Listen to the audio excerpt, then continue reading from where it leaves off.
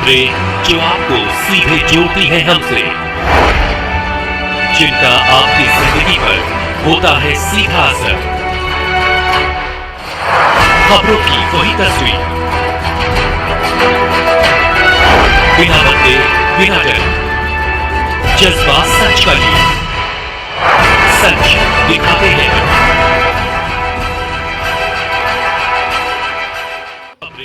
नमस्कार, आप देख रहे हैं विश्वनायक न्यूज और मैं हूं आपके साथ कोमल भारती। आइए बढ़ते हैं खबरों की ओर।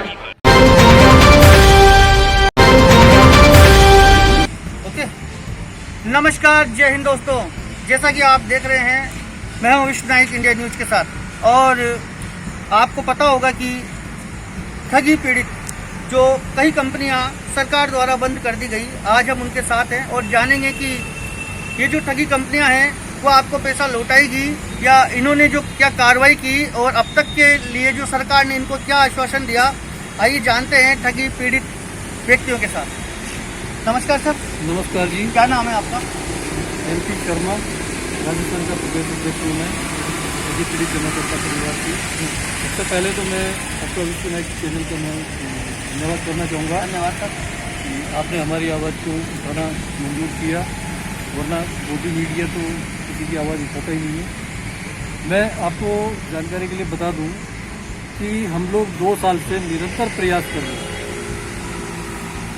3 लाख कंपनियां जो थी उनको माननीय मोदी जी ने बंद किया और उनमें 42 करोड़ लोग जो है वो ठगी पीड़ित हैं। और उन 42 करोड़ लोगों की लड़ाई हम जो है ठगी पीड़ित जमाकर्ता परिवार संगठन के साथ मिलकर के लड़ रहे हैं। 2 साल से हम लोगों ने ऐसा कोई तहसीलदार, ऐसा कोई SDM, ऐसा कोई जिला कलेक्टर, ऐसा कोई मुख्यमंत्री या प्रधानमंत्री, वित्त मंत्री, गृह मंत्री या रक्षा मंत्री, कोई हमने बाकी नहीं छोड़ा। उनको कई बार हम लोगों ने ज्ञापन दिए हैं और कई ऐसे बड़े कार्यक्रम हमने राजधानी दिल्ली में भी आयोजित किए हैं। जंतर मंतर पे भी हमने प्रोस्टेट किया है, रामलीला मैदान में भी किया है, राजघाट पे भी किया है, PMO ऑफिस तक भी हम लोग प्रोस्टेट कर चुके हैं। तो क्या अब तक आश्वासन मिलता रहा या कोई कार्रवाई भी सरकार की तरफ से होनी चाहिए थी, या सरकार ने कुछ बताया आपको कि हम आपको अब ये देंगे? एक्चुअली क्या है कि जो मुझे लगता है कि सरकार की नीयत ठीक नहीं, क्योंकि इन कंपनियों को बंद किया और उन सब कंपनियों की जितनी भी संपत्ति थी वो सरकार ने अधिग्रहित कर रखी, सारी सरकार के पास है या कुछ उन ठगों के पास है जिन्होंने ये कंपनियां बना करके लोगों के साथ ठगी की। क्या लगता है आपको, सरकार आपका पैसा देना चाहती है या नहीं? सरकार के रवैये से तो हमें नहीं लगता कि सरकार आसानी से पैसा देना चाहती है, लेकिन 2019 में एक कानून बना था, अनियमित जमा योजनाएं पाबंदी अधिनियम 2019 के नाम से, जिसको हम वर्ष 2019 भी बोल देते हैं। वो कानून 2019 में बन गया और विडंबना आप देखिए कि 5 साल हो गया और हम लोग ये लड़ाई लड़ रहे हैं। इसलिए हम सरकार को बार बार ज्ञापन दे रहे हैं कि उस कानून की अनुपालना सुनिश्चित की जाए।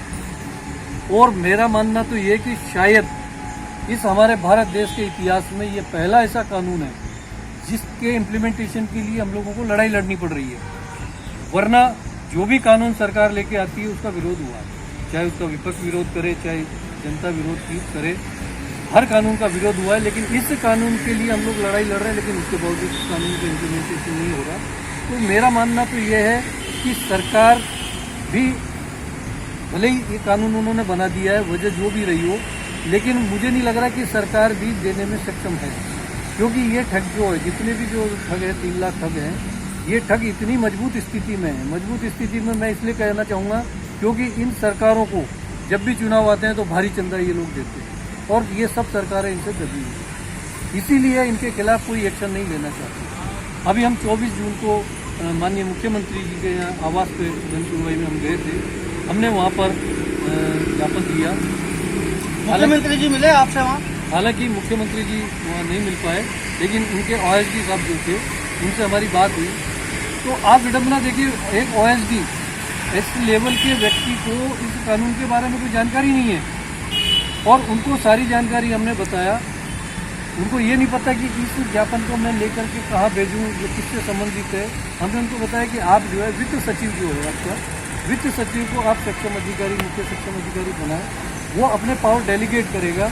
जिला कलेक्टर को वो जो है सक्षम अधिकारी बनाएगा, SDM और तहसीलदार है उनके सहायक सक्षम अधिकारी नियुक्त करे और जैसा ये कानून कहता है, कानून बहुत सुंदर है, इसमें कोई डाउट नहीं है। और टाइम बाउंड कानून है, 180 दिन के अंदर प्रत्येक ठगी पीड़ित का जमा राशि का 2 से 3 गुना भुगतान दिलवाने वाला ये कानून है। लेकिन ले देकर के बात वही आ जाती कि प्रत्येक राज्य में इस कानून का इम्प्लीमेंटेशन नहीं हुआ, कुछ राज्यों में हुआ भी है, जैसे उसमें मुख्य है यूपी। उत्तर प्रदेश में करीब करीब सब जिलों में और तहसीलों में भुगतान काउंटर की स्थापना हुई। तो अभी इस समय आपकी क्या मांग है, किस प्रकार आपको पैसा मिलना चाहिए, वो आप बताएं थोड़ा। हम लोगों की मांग सिर्फ इतनी सी है कि हम ये चाहते हैं कि ये कानून की इम्प्लीमेंटेशन हो जाए और जितने भी जो ठगी पीड़ित लोग हैं, ठगी पीड़ित में बहुत गरीब तबके के लोग हैं, जिन्होंने अपनी बड़ी पेट काट करके अपना पैसा उन्होंने इकट्ठा किया था कि सपने के साथ में, उन लोगों की कमाई, गाड़ी कमाई जो है, जो कंपनियों में डूबी हुई है, उसको वो दिलवाएं। तो ये कानून अगर ठीक से इम्प्लीमेंट हो जाता है, अगर हमारे यहाँ पे सक्षम अधिकारी अगर जिला कलेक्टर को या किसी जिला जज को या समकक्ष किसी अधिकारी को अगर बना दिया जाता है, तो इसमें कोई डाउट नहीं है कि हमारे यहाँ भी ये प्रक्रिया शुरू हो जाएगी।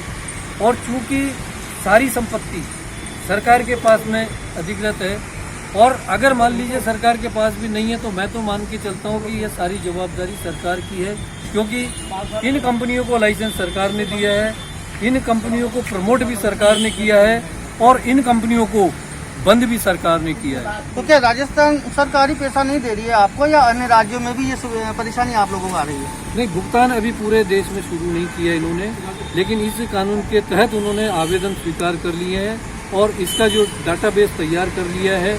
अभी उत्तर प्रदेश के मुख्यमंत्री जी ने तो सेबी को एक पत्र भी लिखा है कि PSEL के जितने जो हमारे राज्य में जितने भी जो पीड़ित हैं, उनका भुगतान आप हमें दें, ताकि हम इस एक्ट के तहत उनको भुगतान करें।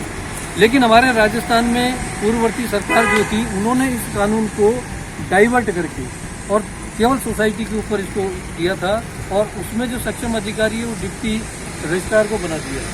डिप्टी रजिस्ट्रार के पास में कोई पावर नहीं है, और वो पावर नहीं होने की वजह से आज किसी का भी भुगतान नहीं हुआ है, नहीं आवेदन ठीक से हो पा रहे। तो जैसा कि आपको पता है कि